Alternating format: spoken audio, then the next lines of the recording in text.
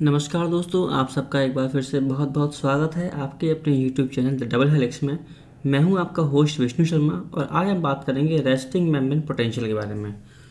तो सबसे पहले जान लेते हैं कि रेस्टिंग मेम्ब्रेन पोटेंशियल होता क्या है। It is the voltage difference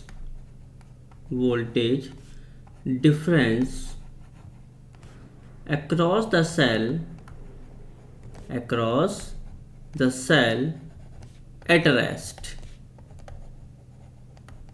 ठीक है दोस्तों, ये क्या है? वोल्टेज डिफरेंस है अक्रॉस द सेल, यानी कि सेल के बाहर कितना वोल्टेज है और सेल के अंदर कितना वोल्टेज है एट रेस्टिंग कंडीशन पर, उसे हम बोलते हैं सेल का रेस्टिंग मेम्ब्रेन पोटेंशियल।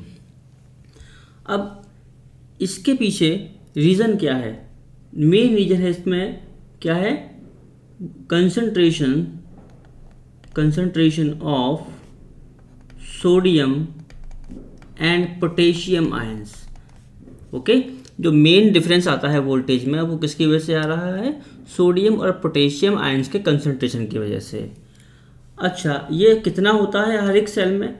तो जनरली देखा जाता है कि आइडियल ही अगर बात कर रहे हैं आइडियली, तो ये होता है -70 से -90 मिली वोल्ट के बीच में। ओके, -70 से -90 मिली वोल्ट के बीच में वेरी करता है और डिफरेंट सेल्स के अकॉर्डिंग। ओके, तो पहली चीज़ तो ये है कि रेस्टिंग मेम्ब्रेन पोटेंशियल क्या है कि ये वोल्टेज डिफरेंस है across the cell at rest condition. किसकी वजह से हो रहा है? सोडियम एंड पोटेशियम आयन की कंसंट्रेशन की वजह से। तीसरा क्या है कि ये -70 से -90 मिली वोल्ट के बीच में होता है और exist in all the cell, यानी कि ये सभी सेल के अंदर पाया जाएगा। तो देख लेते हैं कि रेस्टिंग मेम्ब्रेन पोटेंशियल क्या होता है और किस तरीके से ये काम करता है। तो बेसिकली अगर बात की जाए कि रेस्टिंग मेम्ब्रेन पोटेंशियल किस तरीके से सेल के अंदर एस्टेब्लिश होता है, तो इसके लिए तीन चीज़ें जिम्मेदार हैं। Number one sodium potassium ATPase. Number one है हमारा सोडियम पोटेशियम एटीपीएज। तो यहाँ पर ये हमारा सोडियम पोटेशियम एटीपीएज है, ये क्या कर रहा है? सोडियम को क्या करता है? बाहर भेजता है। ओके, कितने सोडियम बाहर भेजता है? 3 सोडियम बाहर भेजता है और 2 पोटेशियम अंदर भेजेगा। ओके, 2 पोटेशियम अंदर भेजेगा और क्या करेगा इस दौरान? ये एक एटीपी मॉलिक्यूल को खर्च करेगा। ये क्या करेगा? एक एटीपी मॉलिक्यूल को ये खर्च करेगा। ओके, यानी कि ये क्या करेगा? एक एटीपी मॉलिक्यूल को हाइड्रोलाइज करेगा और उस हाइड्रोलाइजेशन से जो एनर्जी निकलेगी उससे ये 3 सोडियम आयंस को बाहर भेजेगा और 2 पोटेशियम आयन को अंदर भेजेगा। तो मान लीजिए कि किसी पर्टिकुलर टाइम पर सेल का जो रेस्टिंग मेम्ब्रेन पोटेंशियल है वो है 0 मिली वोल्ट। कितना है? 0 मिली वोल्ट। ओके, तो हो क्या रहा है कि जब ये सोडियम पोटेशियम एटीपीएज एक्टिवेट होता है, ठीक है, तो ये क्या कर रहा है? 3 सोडियम आयंस को बाहर भेज रहा है और 2 पोटेशियम आयन को अंदर लेके आ रहा है। इसकी वजह से क्या हो रहा है? एक कैटायन का लॉस हो रहा है सेल को नेट। ओके, यानी कि एक राउंड पर एक कैटायन का लॉस हो रहा है। हालांकि ये लॉस इतना कम होता है कि सेल का जो मेम्ब्रेन पोटेंशियल है वो -0.5 मिली वोल्ट ही कम होता है। इसकी वजह से कितना कम हो रहा है? सोडियम पोटेशियम एटीपीएच की वजह से 0.5 मिली वोल्ट। ओके, तो पहला काम तो ये यही कर रहा है सोडियम पोटेशियम एटीपीएच कि सेल के रेस्टिंग में पोटेंशियल को -0.5 मिली वोल्ट कम कर रहा है। ठीक है, अब इसकी एक्टिविटी से क्या हो रहा है कि सेल के आउटर में ओके सोडियम का कंसंट्रेशन, जो सोडियम आयन का कंसंट्रेशन है वो तो क्या हो रहा है? बढ़ रहा है। ठीक है, और पोटेशियम का जो कंसंट्रेशन है वो क्या हो रहा है? कम हो रहा है। ठीक है, पर सेल के अंदर सोडियम का कंसंट्रेशन क्या हो रहा है? कम हो रहा है और पोटेशियम का कंसंट्रेशन सेल के अंदर बढ़ रहा है। ठीक है, तो इसका मतलब ये है कि यहाँ पर सेल के अंदर पोटेशियम ज़्यादा हो जाएगा और सेल के बाहर सोडियम ज़्यादा हो जाएगा। ठीक है, अब क्या होगा?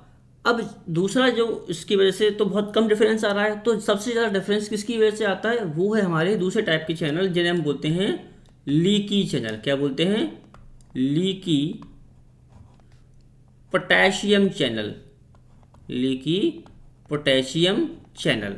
ओके, तो इन लीकी पोटेशियम चैनल की वजह से क्या होगा, इस सेल लगातार क्या करेगी, पोटेशियम को लीक करती रहेगी। क्या करेगी, सेल लगातार पोटेशियम को लीक करती रहेगी। ओके, पोटेशियम लगातार यहाँ से क्या होगा, बाहर जाता रहेगा इस तरीके से, क्योंकि they are always remain open all the time. Okay, they remain open all the time so that potassium can freely move in and out.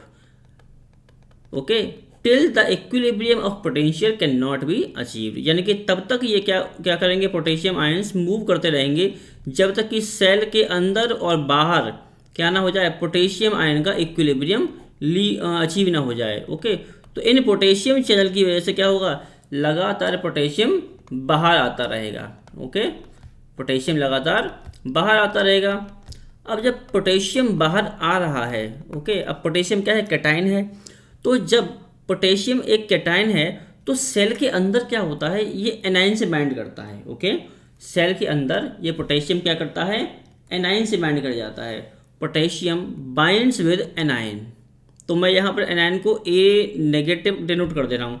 अब ये एनायन क्या हो सकता है, बेसिकली सेल के अंदर आइदर इट कैन बी, जो anion है वो क्या हो सकते हैं, या तो फॉस्फेट हो सकता है, क्योंकि हमें पता है फॉस्फेट के ऊपर कैसा चार्ज होता है, नेगेटिव चार्ज होता है, या फिर ये क्या हो सकते हैं, प्रोटीन्स हो सकते हैं। ओके, क्या हो सकते हैं, प्रोटीन्स।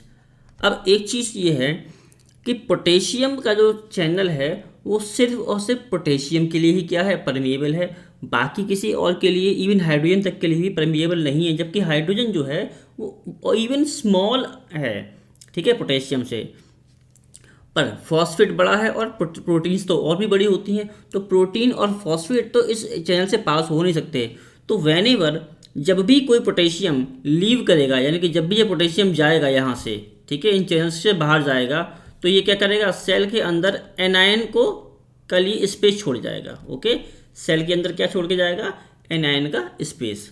अब इस एनायन के स्पेस की वजह से, इन एनायंस की वजह से क्या होगा, जो सेल का मेम्ब्रेन पोटेंशियल है वो -0.5 मिलीवोल्ट से कम होकर के आ जाएगा, कितना, -90 मिलीवोल्ट। देख रहे हैं आप कितना ह्यूज डिफरेंस लेके आ गया, ये -90 मिलीवोल्ट तक क्या होगा, ये लेके आ जाएगा।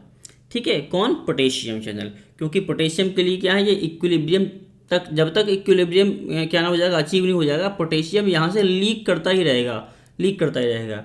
पर इक्विलिब्रियम अचीव इसलिए नहीं हो पाता है क्योंकि लगातार क्या होता है, जो सोडियम पोटेशियम एटीपीज है वो लगातार पोटेशियम को बाहर से अंदर पंप करता रहता है। ओके, तो ये एक तो मेन काम है जिसकी वजह से क्या हो रहा है, पोटेशियम लीकी चैनल्स की वजह से जो रेस्टिंग मेम्ब्रेन पोटेंशियल है वो -90 मिलीवोल्ट आ जाता है, और ये -90 मिलीवोल्ट को हम बोलते हैं पोटेशियम इक्विलिब्रियम पोटेंशियल। क्या बोलते हैं, पोटेशियम इक्विलिब्रियम पोटेंशियल, यानी कि ये क्या है, यहाँ पर पोटेशियम का क्या हो जाता है, इक्विलिब्रियम मेंटेन हो जाता है। अब हमने अभी बात की कि जो रेस्टिंग मेम्ब्रेन पोटेंशियल होता है वो होता है आइडियली -70 से -90, पर जनरली हम कंसीडर करते हैं क्या कि -70 मिलीवोल्ट ही होता है। ठीक है, तो -70 मिलीवोल्ट होने के लिए अभी क्या करना होगा, एक और पंप जो है वो काम करता है इसके लिए, वो उस पंप का नाम है क्या, sodium leaky channel, leaky sodium channel, क्या है, लीकी सोडियम चैनल। ओके, तो लीकी सोडियम चैनल क्या करते हैं, सोडियम का इनफ्लक्स कराएंगे। क्या कराएंगे, सोडियम का ये इनफ्लक्स कराएंगे। सोडियम पोटेशियम एटीपीएच की वजह से क्या हो रहा है कि ये जो सोडियम का बाहर कंसंट्रेशन ज़्यादा है, ठीक है, सोडियम बाहर ज़्यादा है और पोटेशियम अंदर ज़्यादा है, तो सोडियम जब बाहर ज़्यादा है तो क्या करेगा, सोडियम भी क्या करेगा, लीक होकर के अंदर आएगा। ठीक है, क्या करेगा, लीक होकर के अंदर आएगा। ओके, अंदर आएगा। अब ये सोडियम जब अंदर आएगा इसका मतलब क्या है कि सेल के अंदर कैटायंस का नंबर बढ़ेगा। ओके, कैटायंस का नंबर बढ़ जाएगा, ऑब्वियस सी बात है। तो ये क्या करेगा, इस रेजिस्टिंग मेम्ब्रेन पोटेंशियल को -90 से ले जाकर के कहाँ ले जाएगा, -70। ऐसा क्यों हो रहा है? क्या सोडियम के रिगार्ड में यहाँ पर इक्विलिब्रियम पोटेंशियल मेंटेन नहीं होगा? यहाँ पर बिल्कुल नहीं होगा। क्यों? क्योंकि the potassium channels are more permeable. क्या? Potassium channels are more permeable, ठीक है, more permeable than sodium channels. Potassium channels are more and more permeable than sodium channel. यानी कि ये मान लीजिए अगर यहाँ पर पोटेशियम चैनल की परमिएबिलिटी 90% है, ओके, क्या है, 90% है पोटेशियम चैनल की, तो सोडियम की चैनल की कितनी होगी, 10% रहेगी, यानी कि, ठीक है। तो टोटल अगर परमिएबिलिटी की बात करें तो यहाँ पर पोटेशियम चैनल ज़्यादा परमिएबल होते हैं पोटेशियम के लिए कंपेयर टू सोडियम चैनल, ठीक है। इसीलिए यहाँ पर जो सोडियम का इन्फ्लक्स होगा वो बहुत ही नेग्लिजिबल होगा। क्या? जो भी सोडियम का इन्फ्लक्स होगा वो बहुत ही नेग्लिजिबल होगा, जिसकी वजह से क्या होगा, जो डिफरेंस आएगा -90 मिलीवोल्ट से ओनली +20 मिलीवोल्ट का डिफरेंस आएगा, ठीक है। कितना डिफरेंस क्रिएट कर रहा है सोडियम चैनल? +20 मिलीवोल्ट का, ओके। तो इस तरीके से हमारी सेल क्या करती है, -70 मिलीवोल्ट के रेस्टिंग मेम्ब्रेन पोटेंशियल को अचीव कर पाती है। आई होप आज का वीडियो आपको पसंद आया होगा। अगर आपको हमारा वीडियो पसंद आया तो प्लीज़ को लाइक कीजिए, शेयर कीजिए और सब्सक्राइब कीजिए। Thank you very much. जय हिंद।